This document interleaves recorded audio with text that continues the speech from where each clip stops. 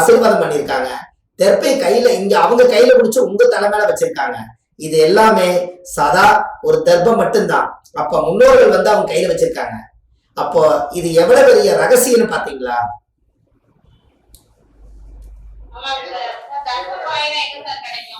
அது அப்புறம் சொல்றேன்மா, அப்புறம் எடுத்துக்கலாம். தெப்பைய உனக்கு கிடைக்குன்னு சொல்லிட்டு அதுக்கெல்லாம் நீங்க நாளைக்கு கூப்பிட்டு பாருங்க. இந்த நம்பர் வந்து என்னுடைய நம்பர் வந்து 9655615555. இந்த நம்பருக்கு நீங்க கூப்பிட்டீங்கன்னா காலையில நீங்க தனியா ஒருத்தர் தானே கூப்பிடுவீங்க, உங்களுக்கு நான் பதில் சொல்லிடுவேன். இப்படி எங்க கிடைக்குன்னீங்கன்னா அதை பூரா முடிச்சு போகும்போது 1/4 மணி நேரம் ஆயிடும். இதை மனசுல வச்சுக்கோங்க. உங்களுக்கு நாளைக்கு காலையில சொல்றேன். 9655615555. இந்த நம்பர் எனக்கு பரிகாரம் சொல்லிட்டாரு.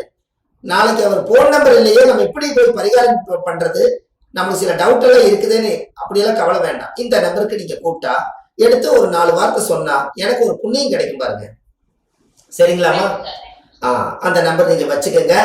ஏதோ ஒரு நேரத்துல ஒரு தகவல் கொடுங்க. அப்புறம் 2வது, அந்த தெர்ப்ப பில்லு பிராமணர் கையில இருக்குதுங்களாமா? அம்மா, பிராமணர் கையில தெர்ப்ப பில்லு இருக்கா?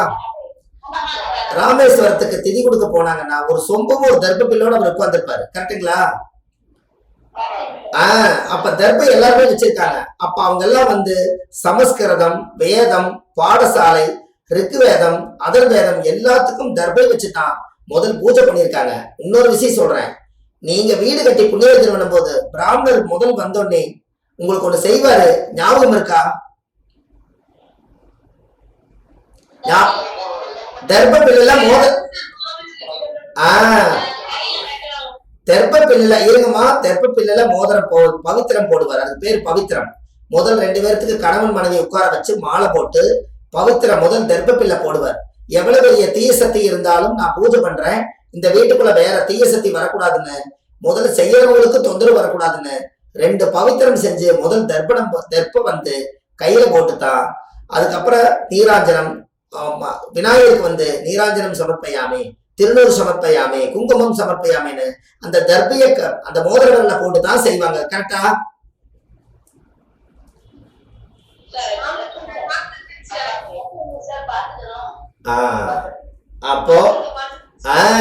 அப்ப இனிமேல் வந்து எல்லா குழந்தைகளுக்குமே 2 தெர்ப்ப பில்லை மட்டும் நீங்க வீட்டுல பூஜை ரூம்ல வைங்க.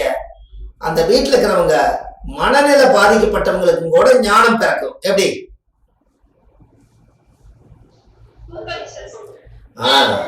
இன்னும் அதை விட இனிமேல் உங்களுக்கு அதை விட ஒரு அருமையான பரிகாரம் சொல்றேன். இந்த தெர்ப்ப பில்ல ஒரு பரிகாரம் எழுதி வச்சுக்கோங்க. நைட்டு தெர்ப்ப பில்ல ஊற வச்சிருங்க. தண்ணிக்குள்ள தெர்ப்ப பில்ல ஊற வச்சிருங்க. அந்த எசன்ஸ் எல்லாம் நைட்டு வாங்கிக்கும். அந்த தண்ணி காலையில தெர்ப்ப பில்ல தீர்த்தமா மாறிடும். நீங்க போய் காலையில எப்பவும் போல பாத்ரூம்ல குளிச்சுட்டு அந்த ஒரு கும்பத்துல இருக்கக்கூடிய தீர்த்தம் தெர்ப்ப பில்ல தீர்த்தத்தை எடுத்து உங்க தலையில ஊத்திக்கங்க. ஞானமும் சுரக்கும், முன்னோர்களுடைய ஆசீர்வாதம் உங்களுக்கு வரும், உங்க வாழ்க்கையில ஒரு நல்ல வழியும் கிடைக்கும். கரெக்டுங்களா?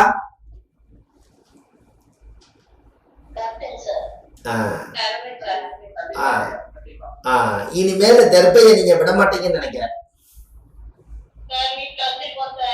ரொம்ப சந்தோஷங்கம்மா. அது இருக்கிறவங்க யாரும் பேச முடியாது. அடுத்த பரிகாரத்துக்கு போலாங்களா?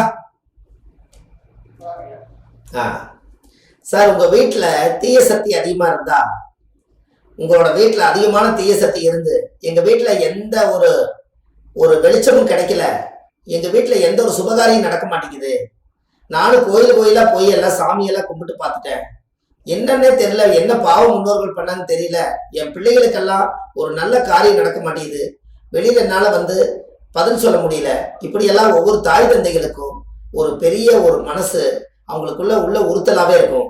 அதுக்கு ஒரு பரிகாரம் சொல்றேன், நீங்க எழுதிக்கிறீங்களா? இங்க பாருங்க. நீங்க வீட்டுல ஒரு பச்சரிசி மாவுல ஒரு ராசி கட்டம், உங்க பூஜை ரூம் பக்கத்துல ராசி கட்டம் ஃபர்ஸ்ட் போடுங்க. பச்சரிசி மாவுல அந்த பச்சரிசி மாவுல ராசி கட்டம் போட்டு அதுல அந்த ராசி கட்டத்து மேல 12 ராசி கட்டத்திலையும் கொஞ்சம் மஞ்சள் பொடி எடுத்து வச்சு ரவுண்டா தேய்ங்க. அப்படியே 12 ராசி கட்டத்திலையும் ஒரு புது மண் விளக்கு 12 விளக்கு வாங்குங்க. அதுக்கு பொட்டு சந்தனம் எல்லாம் வச்சு அந்த 12 ராசி கட்டத்திலையும் விளக்கு வைங்க. அதுக்கப்புறம் அதுக்கு நெய் ஊத்துங்க.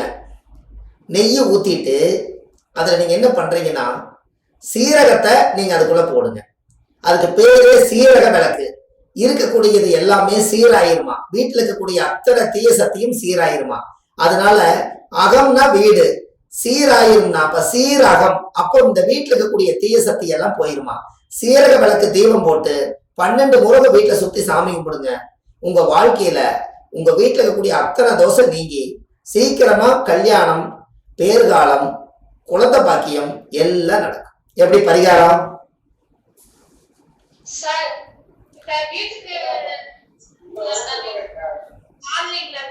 ஆமா, உங்க பூஜை ரூம் எங்க இருந்தாலும் சரி வீட்டுக்குள்ள வச்சு செய்யணும்.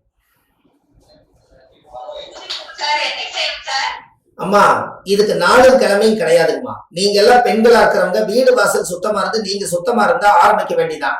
அதாவது மாசத்துல பௌர்ணமி, அமாவாசை, செவ்வாய்க்கிழமை, வெள்ளிக்கிழமை இந்த நாளுகளை எல்லாம் நல்ல நாள்.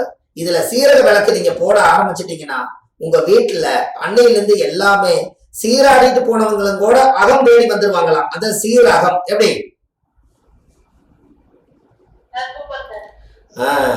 இது போடுங்க, சீரக விளக்கு போடுங்க. நாளைக்கு அமாவாசை. அம்மா நாளைக்கு அமாவாசை கரெக்டா? இன்னைக்கு அமாவாசை தானே? நாளைக்கு காலையிலும் கூட முன்னோர்களையும் நினைச்சிட்டு ஒரு மாக்கோளம் போட்டு ஒரு 12 விளக்கு போடுங்க. 12 நாள் ஒரு நல்ல செய்தி வருது.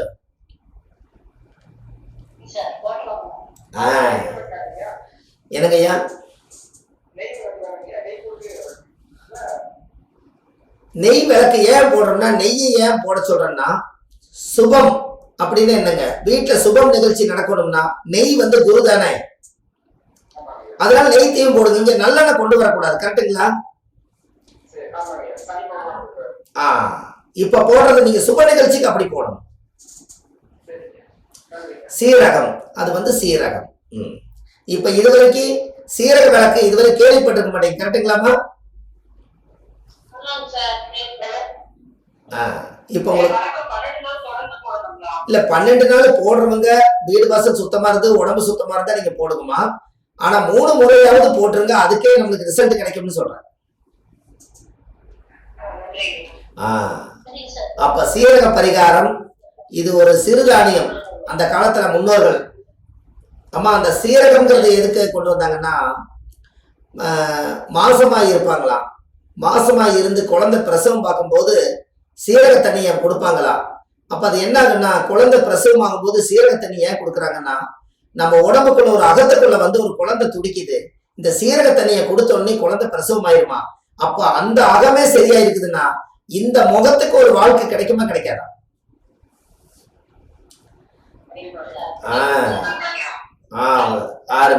சூப்பரா போடுங்க, ஜம்முன்னு இருக்கு உங்க வாழ்க்கையில. ரைட்டுங்களா? அதுக்கு அடுத்தது இன்னொரு பரிகாரம் உங்களுக்கு சொல்றேன்.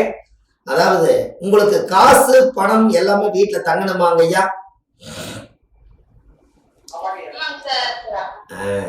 உங்களுக்கு காசு பணம் எல்லாம் தங்கணும், அதுக்கு உங்களுக்கு ஒரு பரிகாரம். அதாவது காசு வந்து எந்த தெய்வம் வச்சிருக்குதுங்க ஐயா? லட்சுமி வச்சிருக்கு. மகாலட்சுமி. சூப்பர். மகாலட்சுமி வச்சிருக்குது. இந்த மகாலட்சுமியுடைய எது மேல உட்கார்ந்து இருக்குதுங்க மகாலட்சுமி? தாமரையில உட்கார்ந்து இருக்குது. அப்ப நீங்க என்ன பண்றீங்கன்னா, தாமரை பூவு மகாலட்சுமியுடைய தாமரை மார்க்கெட்ல பூ மார்க்கெட்ல போய் ஒரு 5 தாமரையோ ஒரு 7 தாமரையோ வாங்கிட்டு வாங்க. வாங்கிட்டு வந்து ஒரு பச்சை தண்ணியில நைட்டு ஊற வச்சிருங்க. காலையில அந்த தண்ணீரை எல்லாம் தாமரையுடைய வாசம், அந்த தாமரையுடைய எசன்ஸ் எல்லாம் அதுல இறங்கிடும்.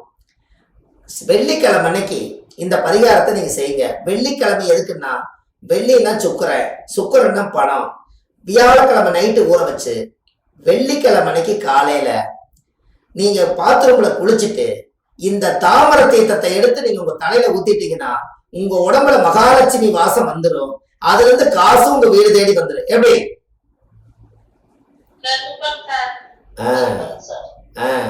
இதெல்லாம் 10 ரூபாய் 20 ரூபாய் பரிகாரம் தான். ஆனா எப்படி வேலை செய்யணும் பாத்தீங்களா? அம்மா அம்மா இதெல்லாம் பக்கத்திலே கை கத்தின இடத்துல இருக்குது. மகாலட்சுமி வாசம் நம்மளுடைய உடம்புல ஒரு துர்வாசம் அடிச்சாலும் கூட தாமரை தீர்த்தமும் கொஞ்சம் பன்னீர் அதுல ஊத்தி காலையில நீங்க குளிச்சீங்கன்னா உங்க உடம்பே நறுமணம் ஆயிரும். உங்க மகாலட்சுமி வாசம் அடிக்கும். நம்மளுக்கு காசு மனம் போல வரும். இதை நீங்க செய்ய வீட்டுல காசு எப்போதும் தங்கும். இதை நீங்க செய்யுங்க. உங்க வாழ்க்கையில பணத்துக்கு குறையே வராது. சம்பாரிச்ச உழைச்ச காசு வீட்டுல தங்கும். எப்படி?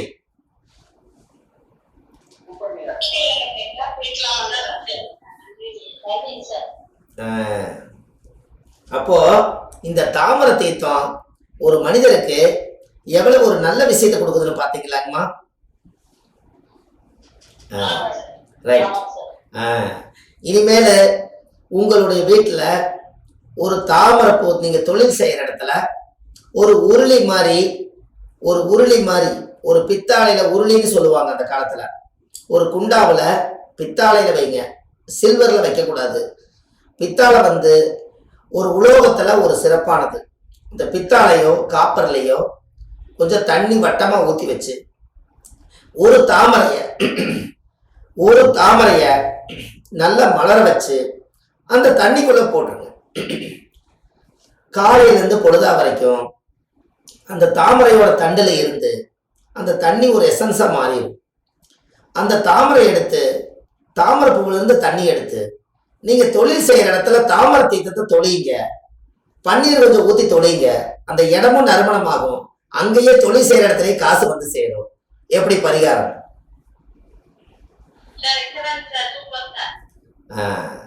இனிமேல் நீங்க தாமரையை கெட்டியா பிடிச்சிடுங்க. ஏன்னா அந்த காலத்துல குளம் இருக்கும். எல்லாரும் குளத்துல போய் தாமரை குளம் ஒரு ஓரத்துல தாமரைகள்லாம் மலர்ந்துருக்கும். இவங்க எல்லாம் போய் பல்லு விளக்கிட்டே போவாங்க. வேப்பங்குச்சியில பல்லு விளக்குவாங்க. அப்படியே விளக்கிட்டு போய் அப்படியே குளத்துல போய் துண்டாவுத்து நீட்டா ஜம்முன்னு குளிச்சுட்டு அதே துண்டுல தோட்டிட்டு அப்படியே ஆனஸ்டா தொழில் செஞ்சாங்க. அவங்களுக்கு அவ்வளோ ஒரு சந்தோஷம், அவ்வளோ ஒரு பவர் அவங்களுக்கு கிடைச்சது. ஏன்? அப்போ அவங்களோட தாமரை தீர்த்தத்துல தினம் தினம் குளிச்சதுனால அன்னைக்கு காசு பணத்துக்கு குறையில்லை, அன்னத்துக்கு குறையில்லை, உழைப்புக்கு குறையில்லை, ஆரோக்கியமா வாழ்ந்தாங்க. எப்படிங்கம்மா? கரெக்டா?